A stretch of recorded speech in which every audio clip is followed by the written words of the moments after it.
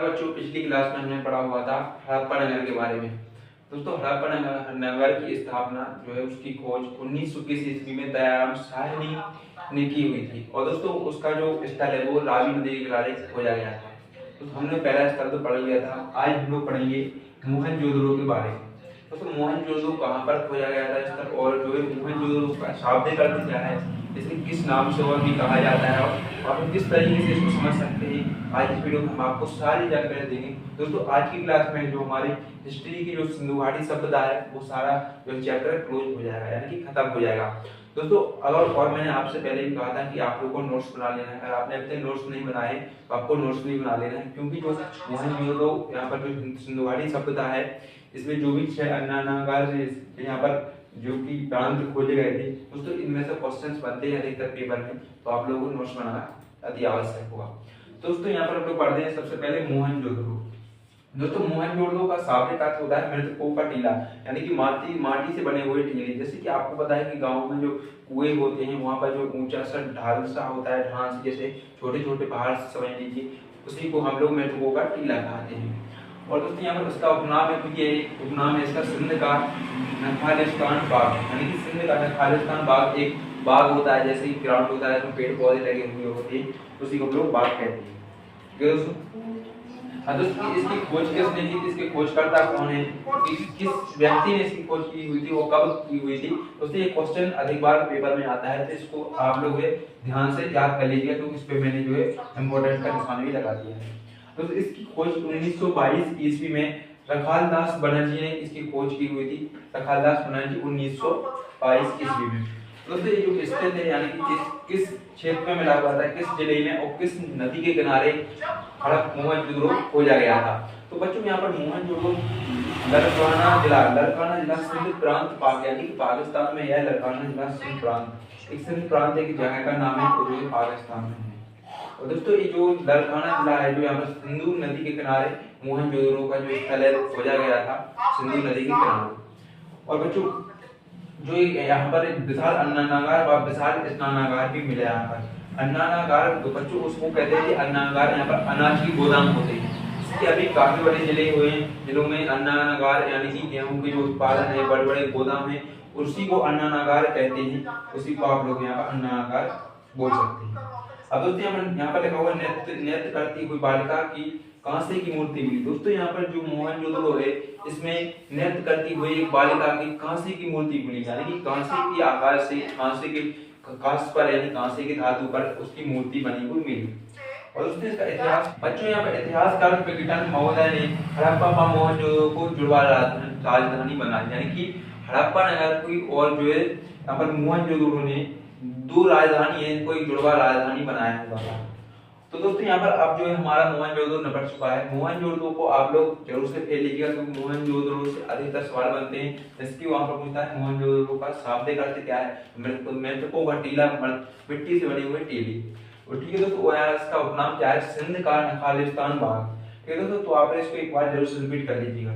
अब दोस्तों, तीसरा आता है यहाँ पे सूतकांगेडोर। हम लोगों ने पढ़ा हुआ था सूतकांगेडोर बलूचिस्तान पाकिस्तान में मिला हुआ था, और यहाँ पर दासक नदी के किनारे इसकी जो यहाँ पर खोज की गई थी। तो बच्चों, यहाँ पर सिंधु घाटी सभ्यता का बंदरगाह पोतासराय जहांगीर घाट पतन नगर था, यानी कि दोस्तों ये जो यहाँ पर बंदरगाह है, बंदरगाह को आप पोतासराय भी कह सकते हैं, जहांगीर जी घाट भी कह सकते हैं, पतन नगर भी कह सकते हैं। दोस्तों, सिंधु घाटी सभ्यता का बंदरगाह, दोस्तों बंदरगाह उस चीज को कहते हैं जहां पर भी नदी के किनारे यानी समुद्रों का किनारे बाहर से विदेशी चीजों को मंगाया जाता है, और जहाजें जहां पर रुकती हैं उसी को बंदरगाह कहा जाता है। जैसे कि दोस्तों, आज के समय में जहां पर बस स्टैंड होता है, जहां पर ऑटो वगैरह रुकती हैं, उसको बस स्टैंड कहा जाता है। इसी प्रकार से जहां पर जहाजें रुकती हैं उसी को बंदरगाह कहा जाता है।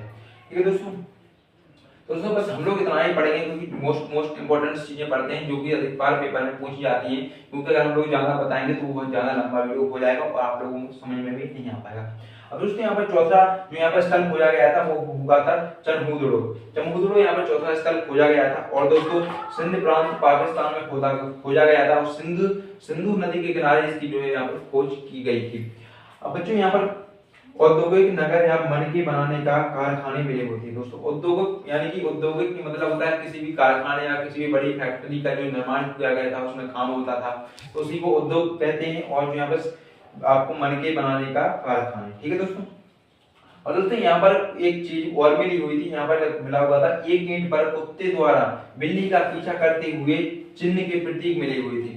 यानी कि कुत्ते द्वारा बिल्ली का पीछा करते हुए प्रतीक चिन्ह मिले हुए थे। जैसे कि पुराने जो कि यहाँ पर सभ्यताएं हैं, तो दोस्तों उनमें अनेक अनेक प्रकार के मिले हुए थे। जैसे कि यहाँ पर मोहनजोदड़ो में आप लोग को पता है कि यहाँ पर मिला हुआ था हम लोग को नेट करती हुई बालिका के कांसे की जो है फोटो मिली हुई थी। तो उसी प्रकार से कुत्ते द्वारा बिल्ली का पीछा करते हुए साक्ष्य मिले, यानी कि उसकी चित्रकलाएं मिली, मोहरें मिली, इस प्रकार की जो कुछ चित्रकलाएं मिली।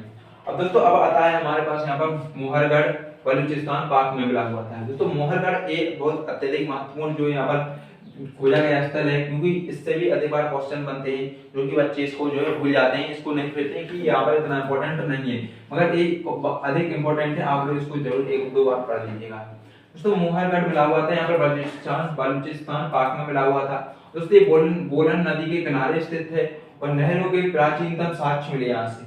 लेकिन नहरों के यहाँ से जहाँ से नहरें अधिक निकलती हैं, जहाँ से नहरों की शुरुआत हुई है, यानी कि जहाँ से नहरें ज्यादा निकल रही हैं, उसी को नहरों की प्राचीनतम साक्ष्य कहते हैं। ठीक है दोस्तों। और दोस्तों यहाँ पर अब आता है यहाँ पर 6वां स्थल खोजा गया था रोपड़। अब रोपड़ दोस्तों पंजाब में है और सतलज नदी के किनारे जो यहाँ पर इसको खोज की गई थी। अब दोस्तों मैंने आपसे पहले भी कहा था कि जितने भी स्थल खोजे जा रहे हैं सभी नदी के किनारे स्थित हैं, जो क्योंकि दोस्तों जो यहाँ पर ईस्ट इंडिया कंपनी थी, जो यहाँ पर उन्होंने अपना शासन स्थापित किया था, तो अधिकतर नदी के किनारे हुआ था, क्योंकि वो अपने अपने उद्योग चलाते थे। अलग अलग प्रकार के उद्योग के लिए पानी की जरूरत होती है, तो इसीलिए वो अपने जो यहाँ पर नदी के किनारे अपना स्थापन करते थे शासन। ये दोस्तों रोपड़ पंजाब में मिला हुआ था और सतलज नदी के किनारे था। और इसमें मानव के साथ कुत्ते को दफनाने का अवशेष मिला है, यानी कि मानव के साथ कुत्ते को दफनाने का अवशेष मिला है। जैसे कि आज के समय में मानव को तो नहीं दफनाया जाता है, पर पहले के समय में मानव को दफनाया जाता था धरती में। तो उसके साथ ही आप लोग समझ सकते हैं कि रोपड़ पंजाब में सतलज नदी के किनारे जो खोजा गया था स्थल, उसमें जो मानव है, जो जानवर है, वो अधिकतर कौन सा पसंद था, कुत्ते को जो यहाँ पर मानते थे। यानी कि जब कुत्ते को अधिक बार माना जाता था और इसमें कुत्ते को यहाँ पर मानते थे, उसकी पूजा करते थे। ठीक है दोस्तों। अब दोस्तों अब हम लोग को मिला हुआ था 7वां स्थल मिला हुआ था बनावली फतेहाबाद हरियाणा में। यानी फतेहाबाद एक जगह है, गांव का नाम है, और जो यहाँ पर हरियाणा एक राज्य है। ठीक है दोस्तों। अब दोस्तों यहाँ पर इसमें भी हम लोग को कुछ ज्यादा चीजें मिली हुई थी। यहाँ पर रंगोई नदी के किनारे जो यहाँ पर फतेहाबाद पंजाब यहाँ पर हरियाणा में, और रंगोही नदी के किनारे जो है ये स्थल खोजा गया था। अब दोस्तों यहाँ पर मिट्टी के हल के साथ साज मिले, यानी कि मिट्टी के खिलौने, जैसे कि बच्चे वगैरह खेलते हैं, अभी तो ऐसे का प्लास्टिक के खिलौने आने लगे, तो पहले मिट्टी के खिलौने इन्होंने जिसकी खोज की थी, उसके समय मिले हुए थे मिट्टी के खिलौने, और हल भी मिले हुए थे। अब दोस्तों 8वां स्थल खोजा गया था, जो कि यहाँ पर 8वां स्थल काफी इंपॉर्टेंट है। इसके जो है यहाँ पर इसमें काफी ज्यादा जो है महत्वपूर्ण जो स्थल है वो है, क्योंकि इससे अधिक बार क्वेश्चन बने हुए हैं, क्योंकि हर किसी एसएससी जीडी में भी क्वेश्चन बने हुए हैं, और जो आर्मी एग्जाम में भी अधिक बार क्वेश्चन से पूछे जा रहे हैं। तो रावी गढ़ी है जो हिसार में है, और हरियाणा में ही हिसार है। क्योंकि दोस्तों ये यहाँ पर ये भी आपको फतेहाबाद हरियाणा में मिला हुआ था, और हिसार भी आपको हरियाणा में खोजा गया था। ये दोनों स्थल एक जगह पर खोजे गए थे, मगर गांव का नाम अलग है। ठीक है बच्चों, यहाँ पर भागघर और सरस्वती नदी के किनारे खोजा गया था। और दोस्तों इसमें एक बात है कि सिंधु घाटी सभ्यता का सबसे बड़ा स्थल है, यानी कि सिंधु घाटी जो सभ्यता के जो आपको मैंने 7 स्थल पढ़ा दिए हैं, इसमें से सबसे बड़ा स्थल है राकी गढ़ी हिसार हरियाणा में। तो दोस्तों ये सबसे बड़ा स्थल है, इसका आकार है वो सब में बड़ा व्यापक था, और जो है सबसे बड़ा आकार था इसका। अब दोस्तों अब हमारा 9वां स्थल है लोथल अहमदाबाद गुजरात में इसका खोज की गई थी। इसकी खोज लोथल में यानी कि गुजरात में की गई थी। दोस्तों यहाँ पर भोगवा नदी के किनारे इसकी खोज की गई थी, और जो इसमें सिंधु घाटी सभ्यता का बंदरगाह था, यानी कि सिंधु घाटी सभ्यता का जो यहाँ पर लोग व्यापार करते थे, तो यहाँ पर सिंधु घाटी सभ्यता यानी कि लोथल से वो अपना लोथल जो स्थल था उससे अपने जहाजों से व्यापार का उन्होंने बनाया था। रंगपुर गुजरात में है, और यहाँ पर मादर नदी के किनारे इसको खोजा गया था। दोस्तों 11वां स्थल है जो यहाँ पर धोलावीरा है, कुछ कारण गुजरात में खोजा गया था। और दोस्तों इसका शाब्दिक अर्थ है सफेद कुआं। तो दोस्तों हम जल्दी पढ़ लेते हैं, कुछ ज्यादा टाइम हो रहा है। उसने यहाँ पर खोजा गया था स्थल कब खोजा गया था 27 जुलाई 2021 को धोलावीरा को यूनेस्को की राजधानी धरोहर सूची में शामिल किया गया। जो धोलावीरा कच्छ की रण गुजरात में खोया गया था उसको 27 जुलाई 2021 को धोलावीरा की यूनेस्को की विश्व धरोहर में शामिल किया गया। और दोस्तों यहाँ पर एकमात्र ऐसा स्थल है जिसे 3 भागों में विभाजित किया गया। दोस्तों इसे धौलावीरा को 3 भागों में विभाजित किया गया था। दोस्तों यहाँ से जो धौलावीरा में यहाँ पर एक खेल स्टेडियम मिला, यानी कि गांव में जैसे कि ग्राउंड बना लेते थे बच्चे उसको जो कि नीचे साफ करके बड़ी जगह को, तो उसी ऐसा ही कुछ स्टेडियम मिला हुआ था। और दोस्तों यहाँ पर एक सूचना पत्र मिला हुआ था, यानी कि स्कूलों पर बाहर वो सूचना पत्र लगा हुआ है, उसी प्रकार का एक सूचना पत्र भी मिला हुआ था। अब बच्चों यहाँ पर हम लोग को यहाँ पर अब अगला जो 12वां स्तर जो खोजा गया था वो था सूरकोटड़ा, यानी कि सूरकोटड़ा गुजरात में है। और जो यहाँ से उसको खोजते समय घोड़े की अस्थियां मिली हुई थी। और उसने यहाँ पर सिंधु घाटी सभ्यता की मुद्रा पर घोड़े का अक्ष नहीं मिला, यानी कि यहाँ पर घोड़े की आकृतियां तो खोजी गई मगर वहां पर जो मुद्राएं थी इस राज्य को खोजते समय वहां पर मुद्राओं पर घोड़े के अक्ष की कोई भी चित्र या पटल नहीं मिली।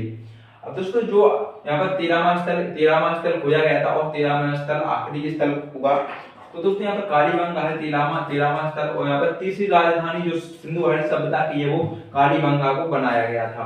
बच्चों यहाँ पर हनुमानगढ़ राजस्थान में इस स्थल को खोजा गया था कालीबंगा को। दोस्तों इसका शाब्दिक अर्थ है काले रंग की चूड़ियां, यानी कि जो औरतें अपने हाथों में काले रंग की चूड़ियां पहनती हैं वही यहाँ से जो यहाँ पर काले रंग की चूड़ियां इसके नाम से जो इसको जाना जाता है। इसका मतलब शाब्दिक अर्थ इसको आप दूसरे नाम से भी कह सकते हैं। दोस्तों यहाँ पर घंघर सरस्वती नदी के किनारे इसको खोजा गया था। दोस्तों इसके जो खोजकर्ता है वो अमरलानंद घोष जो है उन्होंने इसकी खोज की थी। और दोस्तों यहाँ से कुछ यहाँ पर साक्ष्य भी मिले हैं जो कि जुते हुए खेत के साक्ष्य मिले।